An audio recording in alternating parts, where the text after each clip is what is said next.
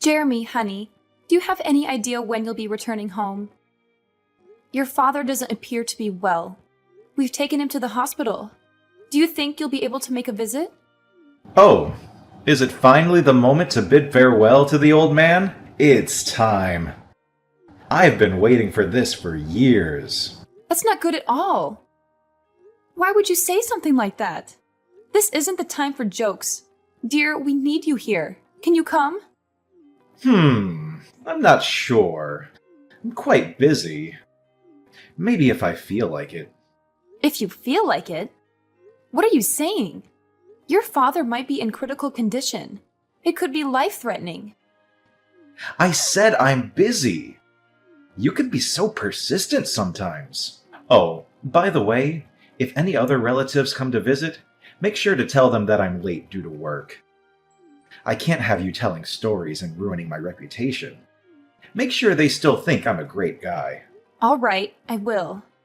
But honey, I'm certain your dad would be delighted to see you. Your visit might be just what he needs to recover. We'll be waiting. Please come as soon as you can. Yeah, whatever. I thought taking care of the house was your responsibility. And now you're bothering me with all these things I really don't care about. You should really do better. Aren't you supposed to be my wife? All right, I'll try my best. But please promise me you'll come and visit when you have the time.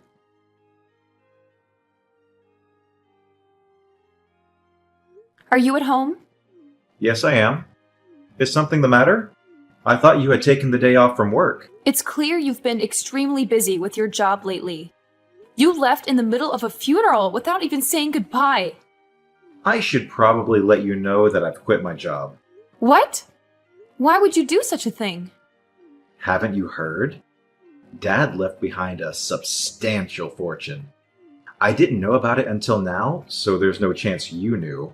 There's almost $5 million in his bank account. Really? But I still don't understand why you would quit your job just like that. It doesn't make sense. Can't you see it? A poor girl like you won't ever understand. You can be so ignorant sometimes. Jeremy, I may not have inherited a fortune, but that doesn't mean I can't comprehend your decision. Money isn't the sole measure of happiness or success in life. You don't get it, Kayla. This is a game changer. With this money, I can finally live the life I've always dreamed of. No more long hours at the office, no more stress, and no more compromises.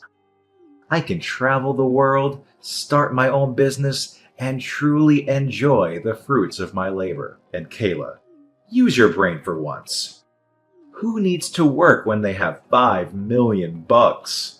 I understand that having financial security can provide opportunities, but I worry that you're dismissing the value of hard work and personal fulfillment. Remember, our father worked tirelessly to build his wealth, and he also valued the importance of family and relationships. Money can bring temporary happiness, but it's the meaningful connections and personal growth that bring lasting fulfillment. You're so idealistic, Kayla. I've spent years struggling to make ends meet, constantly worrying about bills and debts. This fortune is my ticket to freedom and a life without limitations. I deserve to finally enjoy the luxuries I've always desired. I don't see where this is going. I just want you to consider the potential consequences of abandoning everything you've worked for. Success is more than just financial wealth. It's about finding purpose, making a positive impact, and maintaining healthy relationships. While money can open doors, it can't guarantee genuine happiness or fulfillment. Well, I do. I suppose I'm different from ignorant people like you who have nothing. You're pitiful. You just can't comprehend the mindset of a millionaire like me. That's why I detested living with you. Fortunately, we can finally put an end to it. Sorry, I'm not quite following. What do you mean by put an end to it? You can leave now. Get out of the house. Leave the house? Does that mean... Wow, you can actually understand something. Yes, it means I'm kicking you out.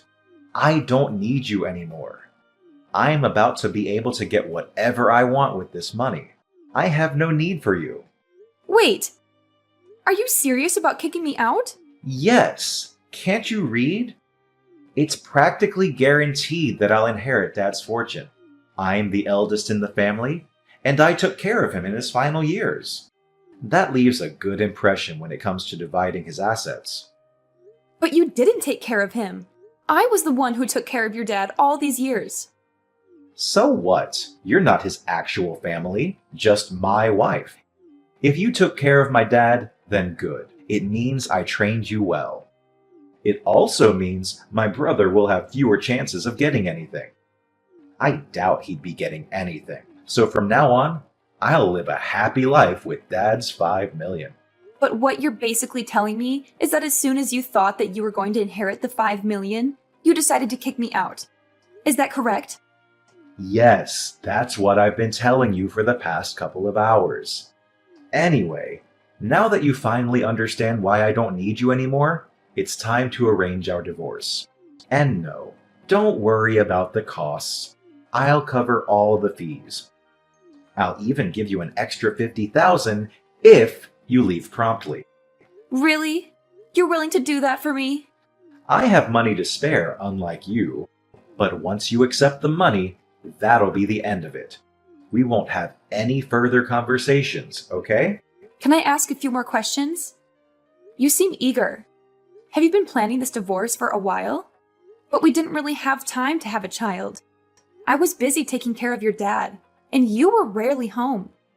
Enough with the excuses. Just get out of the house, will you? You'll have to leave eventually because I'm going to sell it. Sell it? Why? It holds so many precious memories with your dad, probably more than I have. Don't you want to keep it? I'm preparing to buy a new house, and I need the proceeds from selling this one to help with the mortgage. I'm offering you $50,000, so stop complaining.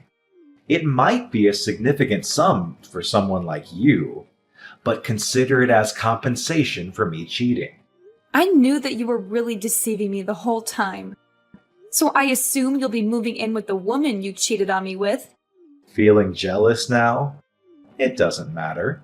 You'll be out of the house, and you won't have anything to do with me for the rest of your miserable life.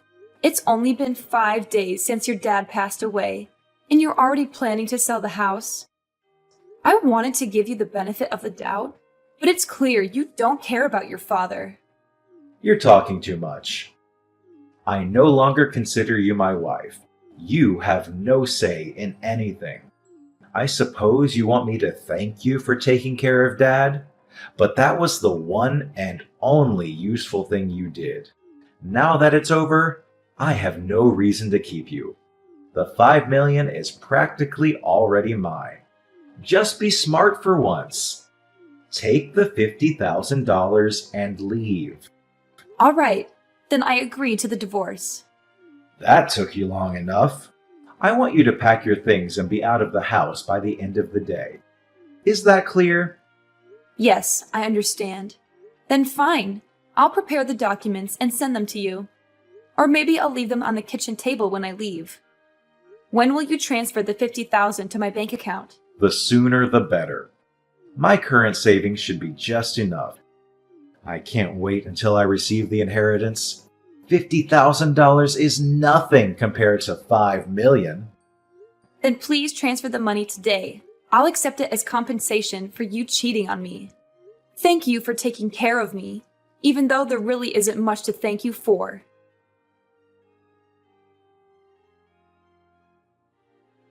What on earth is happening, Kayla? What?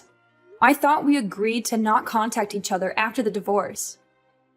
I still haven't received my inheritance. Have you heard anything from the attorneys? You better not hide anything from me. So that's the reason you reached out to me? I don't think you'll be getting anything, Jeremy. What does that mean exactly? I don't think you'll receive a single penny. I don't understand. Where is my $5 million? I've been waiting for it. Frankly, I can't fathom how you believed you were entitled to anything. I'm the eldest in the family now that Dad is gone. I should be the one inheriting his entire fortune. Dad left a will. Did you know? Obviously not. Otherwise, I wouldn't be asking you what's going on. After the funeral, a court-appointed executor paid his respects. Apparently, he was named by your dad before he passed, and he was responsible for carrying out his wishes. We scheduled a meeting to discuss the contents of the will. Don't fret, it's all been settled. Why was I kept in the dark about this? Well, you barely attended the funeral. You left early, remember? We assumed there wouldn't be much of an issue without you, so we didn't bother informing you. What the hell? According to the will, your dad decided to bestow his entire fortune upon me. It was very kind of him. I don't have time for this nonsense. Just tell me the truth. If you don't believe me, then why don't you ask your brother? He should be well informed since he was chosen to take over the family business. Are you joking? I suppose it doesn't concern you much since you never excelled at work in general, if I recall correctly. That's why your dad told you to work at a different company, right? Anyway, your brother inherited your dad's company, and I inherited his fortune. You? You inherited that 5 million? There must be a mistake. No mistake. I was the sole caregiver for your dad during his retirement years. It wasn't easy, especially since you prevented me from hiring help. The least you could have done was lend a hand, but you never bothered. Your dad remained silent, but he harbored resentment towards you for never lifting a finger or showing any concern. Why didn't he say anything? Why should he have to? You're his son. By the way, he also knew about the fact that you cheated on me. I assumed that's why he chose not to leave you anything. The lawyer mentioned a fortune of 5 million, didn't he? Yes, that's correct. However, none of that money is coming your way. I'm just guessing here, but I'm pretty sure the lawyer never mentioned anything about you being the beneficiary. Our divorce is finalized, and we have no reason to stay connected. I have no intention of associating with you anymore. Don't you dare talk to me like that, you pathetic woman! Why do you get to keep all the money? You're not even related to my dad. You hardly knew him. I should be the one receiving the 5 million, not you. If I barely knew him, why would I have taken care of him all these years? I wouldn't have done something like that if I didn't know him, right? The reality is, I knew him much better than you did, especially in his final years. It's time for you to face the facts. You're a horrible person, and this is the consequence of your actions. Fine. Whatever. I guess you knew him, but that's not what we're discussing right now. Stop going off topic. Really? I believe it's entirely relevant. You're the one who started the conversation about what happened to the money, right? I'm just trying to be considerate and explain how your father, out of his kindness, decided to leave me his fortune. And I'm explaining why you won't receive a share from such a kind-hearted man. I don't see why you're having trouble understanding. He's still my father, though. Oh, now you suddenly care about him. I distinctly remember you didn't bother showing up when I called you from the hospital. The only thing you did was attend the funeral. And even then, you left early without paying your respects. It's clear you didn't even attempt to show grief. It's sad to think that you only saw your father as a source of wealth. That's not true. I don't know. But that's the impression most of your relatives, your father, and I had based on your behavior. But I suppose it doesn't really matter now. Regardless of the truth, just remember that you won't receive anything from him. Whatever you decide to do from now on, it's none of my concern. We're divorced, so do as you please where I can't see you. I'll make sure you regret your arrogance. And what about the $50,000 I paid you? What about that? We already discussed that. It's compensation.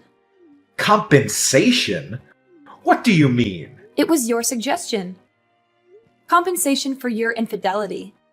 If you have any further issues, please address them with my lawyers. I have no interest in listening to your complaints all day. I have nothing more to say to you. But my money! Where's my money? Perhaps you should reflect on your behavior. You were so consumed with work that you rarely came home. You hardly contributed to taking care of the house, let alone your father. Even when you were home, you spent your days lounging on the couch, watching TV like a sloth. Frankly, I think both your dad and I had enough. We expected more from you, and I'm sorry it had to come to this. It's not my fault I was busy. Are you implying I'm not allowed to take a day off and relax? No, that's not what I'm trying to say. But were you genuinely busy? Are you certain you weren't out with the person you were cheating on me with? Considering your lack of dedication to work, I doubt you had any important responsibilities at the company. It's not just your work ethic that's an issue, it's also your values. If you think divorcing me the moment you were about to receive $5 million was a wise decision, then I have no words for you. It's not like that. I had my own problems too. I was under a lot of stress. I'm simply not the kind of person who shows or discusses it openly. Come on. There must be some goodness in you. Share the inheritance with me. Don't you think it's unfair to keep all that money to yourself? I never realized you were so greedy. What problems did you have? Care to explain? No matter how many times I asked, you hardly contributed any money towards the house. When I faced difficulties, you were having fun with your secret lover. It's not fair to me at all, you know. And it's even more unreasonable that after all your stupid actions, you still want me to share my fortune with you? Don't think you can deceive me again. There's no point in continuing this conversation, is there? I've already moved out of our old house, just as you requested. If you want to sell it and buy a new one, go ahead.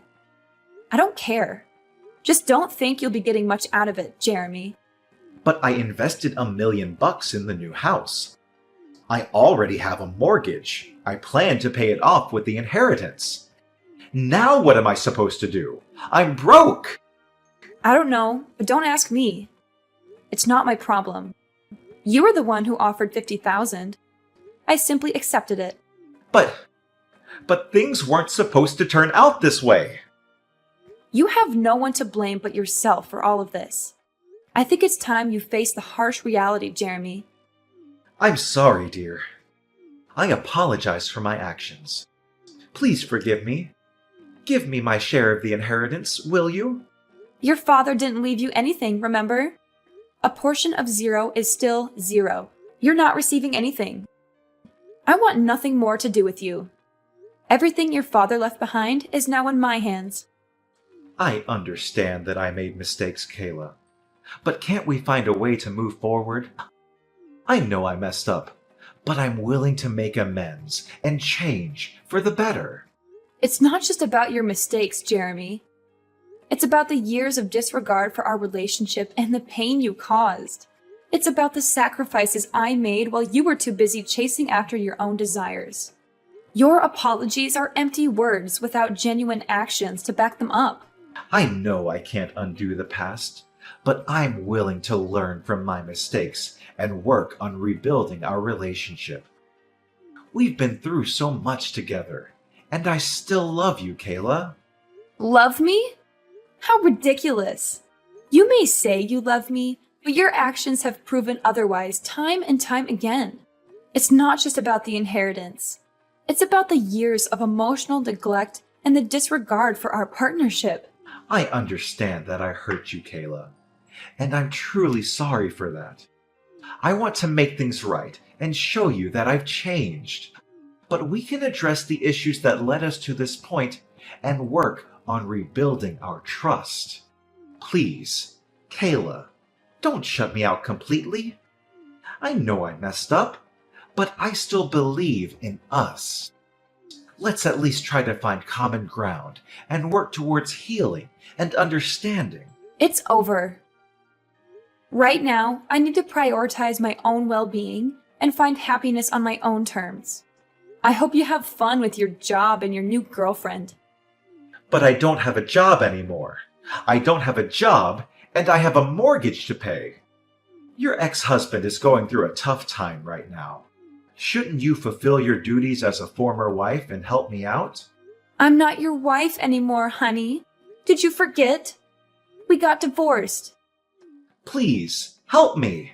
Even though we're no longer married, we spent years together. We used to love each other deeply. But did we really? If we did, it was a long time ago. The past few years have been incredibly challenging for me. I dedicated a significant part of my life to taking care of your dad. There are numerous things I missed out on, and I believe he recognized that too.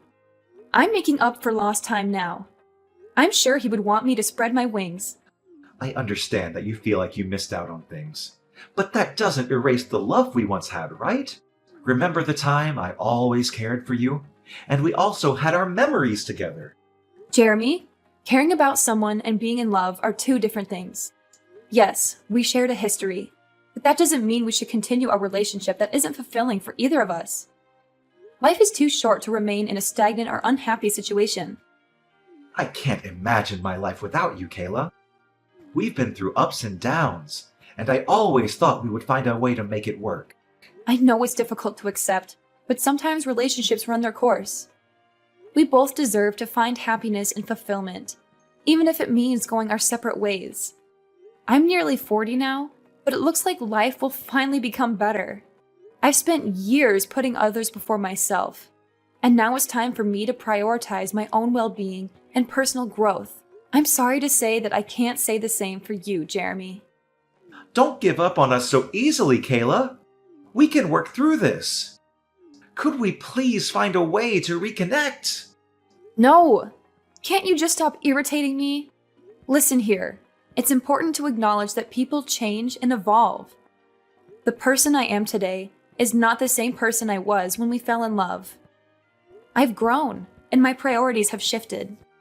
It's time for both of us to embrace new chapters in our lives and discover what truly makes us happy.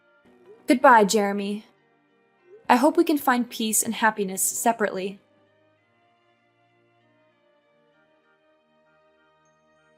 Ensuring that I wouldn't receive any messages or calls from him. It was a necessary step to protect myself from any further emotional turmoil.